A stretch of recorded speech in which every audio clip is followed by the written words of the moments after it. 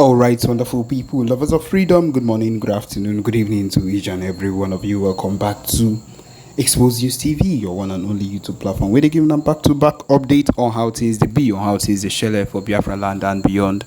If you're joining us for the first time, remember to subscribe and turn on your notifications too. Also remember to like and share this broadcast as it is hot. All right, my people, it says here that the latest one, Enugu community has lamented, yes, on the fact that Fulani headsmen have been given issues and they have been destroying their crops and farms, and they have begged for government assistance. And what I'm trying to explain to you here at this point is that we all know that the government is not going to do anything about it, and that is the truth of the matter. The government is not going to do anything about it. Now let us go into the full details of this particular news. It says here that a man narrowly escaped in a video that was posted recently on Twitter. It says here now that this thing is coming from a local government area in Enugu State, Eziama Agwobu, or in Ezago, local government area of Enugu State. He said that residents of that local government area were thrown into chaos on Tuesday when herdsmen abducted a man, his wife, and son while they were collecting firewood in the bush. The man narrowly escaped, as seen in the video that was posted, because there was a video that was actually posted on Twitter.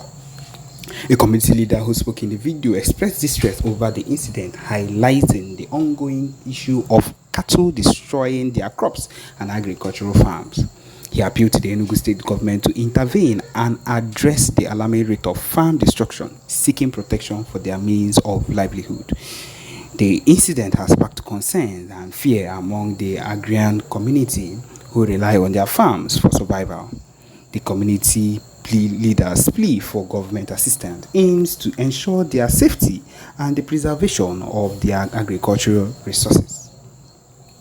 Now, the man has narrated. This is what the man said. He said, what happened today is that we cultivated this agric farm. We decided to fence it with our bamboos before we shared it among ourselves because cow destroys our crops. When we started fencing the farm, the herders came and started asking us what we were doing because they would come back and remove the fence. It is the audacity of these people in a different land, in a land that is not yours, is where you have the audacity to come out and say these kind of things. My people, you cannot try this in the northern land. If you try it, you are gone. That's just the truth of the matter. If you make a mistake to try this type of thing, they would stab you there and then. But then this is where the Igbo land is the place where they feel they can wake up and talk anyhow to people that originally own the land. True to their trust, today they came and destroyed the fence. So while they were destroying it, we got information and came and pursued them. They attacked one of our brothers with their sticks and told us that they would return. After we pursued them, one of our sisters and her husband went to fetch firewood from there. They seized the husband, so the wife and son escaped and ran home to tell us. Now, the person in question that was held started narrating how it happened. He said, our dog came and my wife and son escaped, came to make a report that I was seized by the Fulani headsmen inside the bush. My wife escaped with my son when I was exchanging words with them. When I was asking them, will you kill me and kill my wife? For what offense? At that point, I didn't know that my family had already escaped to come home and give information on how to rescue me. When the herders discovered that my family had escaped, apparently sensing danger, they released me. When they released me, I turned and I started calling my wife and son, but they were nowhere to be found. That was when I knew that they had escaped. He narrated. The farm the herders destroyed is located in the agric of Eziama Agwobu. Yes, my people, as Idehot, that is what is happening currently. The audacity of these people to abduct a man that is coming to collect firewood from his own land because they've decided to like block him or stop them from collecting wood from their own land. This is what these people have decided to do. This is what they've woken up to say that they will stop them from collecting wood. My people, this is a very tragic matter, a very, very heavy matter that needs to be settled immediately. I believe the Biafra Liberation Army needs to do it. When the PM Ekpa comes out and says a whole lot of things concerning this, people normally say things against it.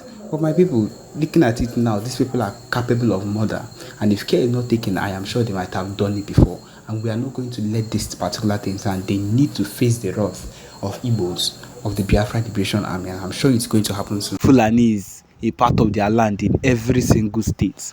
For what reason? For what reason? What happened to the lands in their place? Is their place not enough for them to graze their cows? Why are they coming into our land?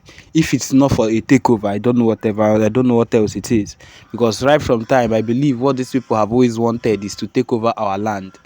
Because you enter the streets of Owerri, you enter the streets of Anambra, you enter the streets of Ohafia, Igbo land, you'd see Hausa people, mosques built everywhere.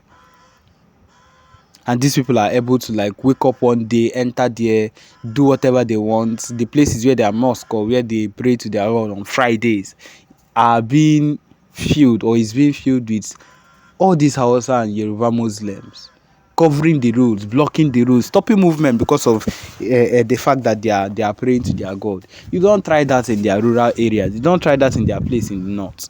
They will take you down. They are not in support of anything Christian, and if you are a Christian in that place, which means you are hiding as a Christian. But then they come into our place and we give them that accommodation of, hey, the peace we have here and how we would always want to accommodate them in anything they do. And this has given them the morale to feel like they can take over or do whatever it is. Go to people's universities, you see these people there. You see that they are now the ones riding bikes, and these are all steps these people have taken towards taking charge of the Igbo land. And it is very heartbreaking and very bad that these are the things that are happening. You see that in every state, one way or another, especially in Owerri, there is an Amawusa. That place they call Amawusa, that is where it's as if they've been given that place. I don't believe anywhere in Biafraland these people should be allowed or given a place where they can stay. Because their mission is to take over, encroach and take over, give birth, have lots of children wherever they are. They do not even care. They breed their young ones anywhere they find themselves, and they come out and beg, and that is how they live their lives. And so these are, you feel that they are just people that are begging. It's a lie. These are things that they use to encroach into the land they want to convert and they want to take over. And that is why we need to be alert as Ndi Igbo. We need to really be at alert to make sure that these things don't affect us. These things don't find us one day and end us. Because that is what it's aiming for. That is what this whole mission is aiming for. To cleanse Ndi Igbo. But of course, we are not supposed to allow that to happen to us. We are not going to let that kind of thing happen to us because we are Ndi Igbo. And we expect, this is our land. This is Biafra land. The fact that these people have rejected giving us our land, or they've rejected giving us our referendum so for us to stay on our own, does not mean we'll allow people to encroach into it. And thank God for PM Mazi Simon Ekpa, that has decided, that have taken it up to his head, that has carried it on his head to make sure that the movement is not forgotten. The movement is carried up. The referendum is not a mission to be given up on. And that is why a whole lot of things are happening right now, because of the movement that has not been given up by people that have dedicated their lives to fighting for freedom. And so, my people, if you think that maybe you are not in support of Biafra, that is fine. Finally, when we get it, you can stay with them. You can stay with people that are ready to oppress you till death, that are ready to shoot you if you mess up, that are not even in support of Christianity. The only thing they want you to worship is that their God, which is the Muslim, which is their Allah. And then you would understand that there is no place that is better than where you are coming from. Yes, and that is the truth. People always wake up and say a whole lot of things concerning how we cannot stay on our own, or how we cannot live on our own. But then we've been able to live with people that are not interested in our progress. They are not interested in anything we hold dear. They've only ever wanted our failure. They've only ever wanted anything that will bring us down. That is what these people have always wanted right from time. And the earlier we get that into our skull, the better for us. They are not interested in us.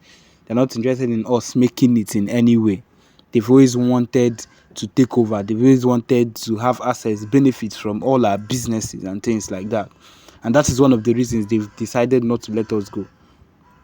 But then we are not backing down on anything that concerns the Biafra movement.